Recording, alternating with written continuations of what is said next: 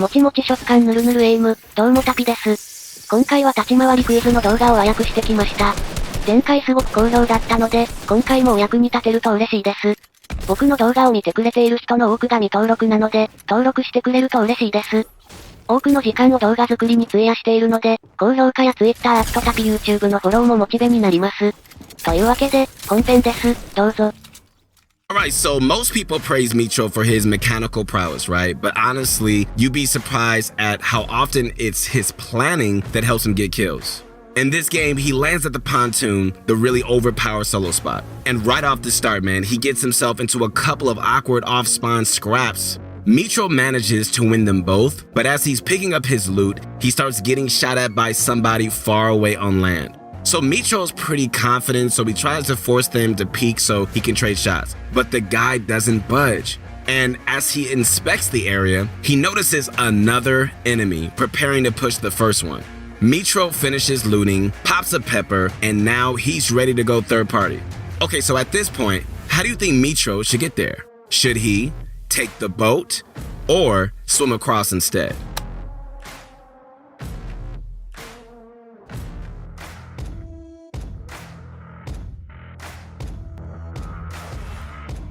Alright guys, so the right thing to do is swim across. Okay, let me tell you why. When you have a pepper active, it makes you swim incredibly quick, right? Pretty much as fast as a boat. You might be saying, well, the boat has rockets, I can just shoot at them. But that hardly ever does anything at this level of gameplay. It mostly just disrupts and just slows down the fight they're having. So there's really no point in him taking the boat, making a ton of noise, attracting all the attention, and potentially getting beamed by the two players fighting.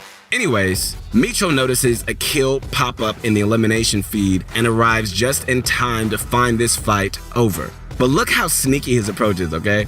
He crouch walks to conceal his footsteps and hides behind the tree. Big question, my friends. All right, with the enemy standing out in the open, what would you do here? Go for the shot or hold your fire and wait for a better shot?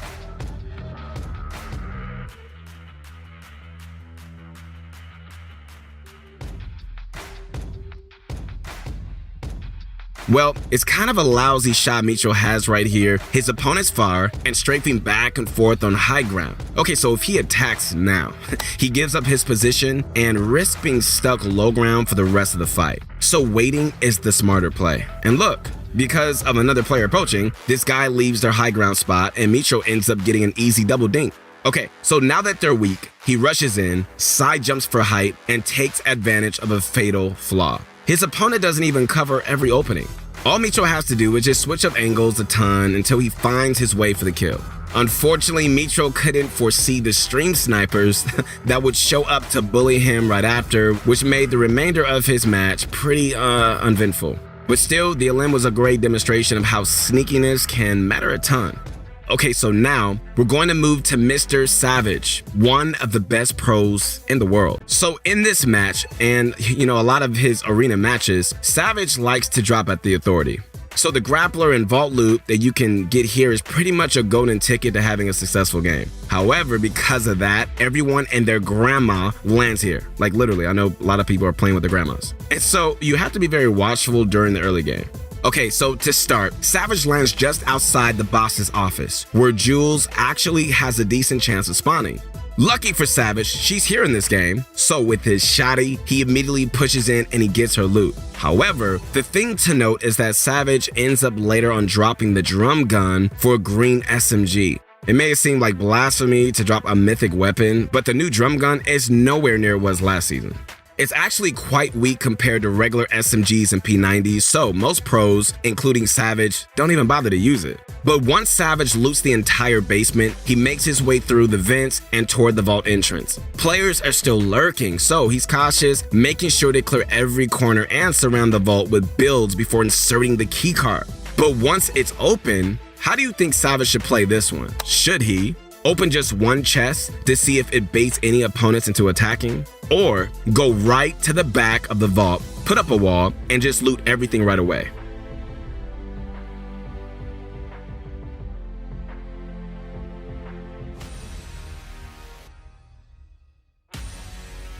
Well, there are still players potentially waiting, and if Savage backs himself into the vault right away, he might end up getting pinned back there, right? So it's actually better to just open one chest and wait to see if anyone tries attacking. That ends up being the case here, and an opponent starts breaking his wall. Savage applies a bit of pressure back, which ultimately leads to nothing. Okay, so this spot outside the vault is vulnerable, so he makes the decision to grapple out and escape the enemy. But as he does, he hears them engage in a fight with someone else. My question is, would you head back down to third party the fight, or head back down to loot the vault while they're distracted?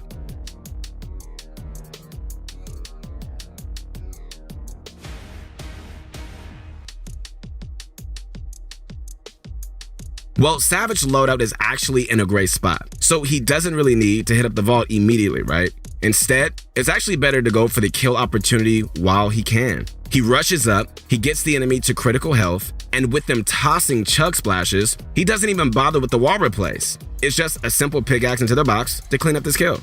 So with one enemy down and the other on the run, MrSavage can now hit up the vault. So he loots it up, then he heads back out to search for the remaining players. The first one of which he finds camping in the vents. They catch Savage entirely off guard and manage to hit a nasty shot on this one. But again, this is why the grappler is so amazing. You could just disengage and just create space with it incredibly quickly. So Savage gets away and he pops his minis, no problem, right? For the rest of his HP, he makes another visit to the vault, but when he exits, there's a player lurking waiting for him. Now, pay close attention to the way Savage wins this fight step by step, my friends, okay? Check this out. First, he plays at a distance for the wall replace. Instead of just getting in a riskier pickaxe position, he takes the wall with his shotgun and doesn't hesitate to get in their face.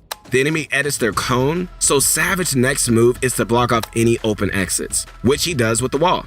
Okay, so after that, it's time for cone control, and with that one, the ball is entirely in his court. There's nowhere for the enemy to run, and Savage picks up the frag. Nice. But right away, the last authority player comes lurking out of nowhere. They land a huge tag with their P90, so what does Savage do? Disengage with his grappler so he can just heal up freely? After popping his minis, Savage heads back to the vault and he finds them hiding in the back. Now, what would you do if you were Savage in this spot? Go inside the vault and just try to brute force your way to the enemy, or pressure them from this spot?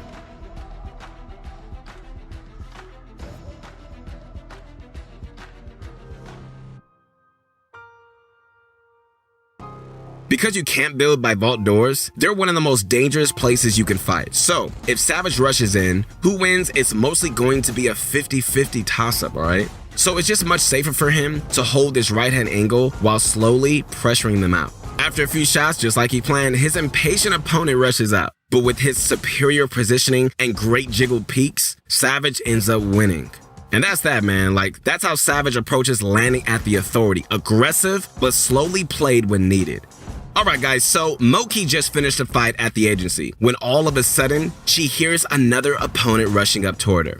First thing she does is apply pressure. Her quick scope doesn't connect, but she does manage a solid SMG spray, forcing them to box up. At this point, would you rather keep your high ground position to spray the box, or drop down and pressure them up close?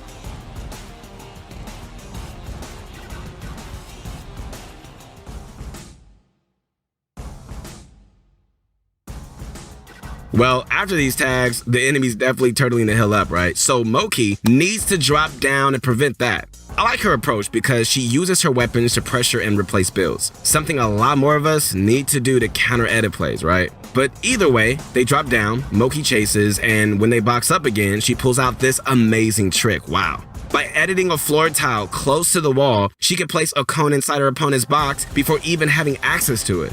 Man, that's cool. Now her opponent can't even edit down. But the enemy's still trying to heal up, so she goes for the wall while they're distracted. The enemy makes the mistake of going for the 50-50 fight, and Moki wins it. Immediately after, a third party swoops right in. They land above Moki, and they just try to spray their way in through the top. So Moki retreats to a box she has full control and just traps them when they enter. Okay, so with the enemy trapped in your box behind your ramp, how would you play this one, man? Would you edit out and find another angle of approach? Or edit the ramp and just go for a close range duel?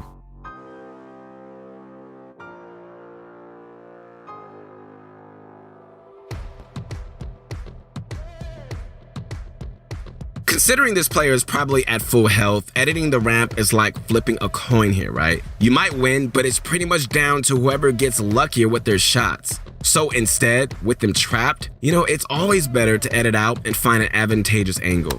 Moki double edits out the top, and instead of shooting them, she edits her floor and drops them to their demise.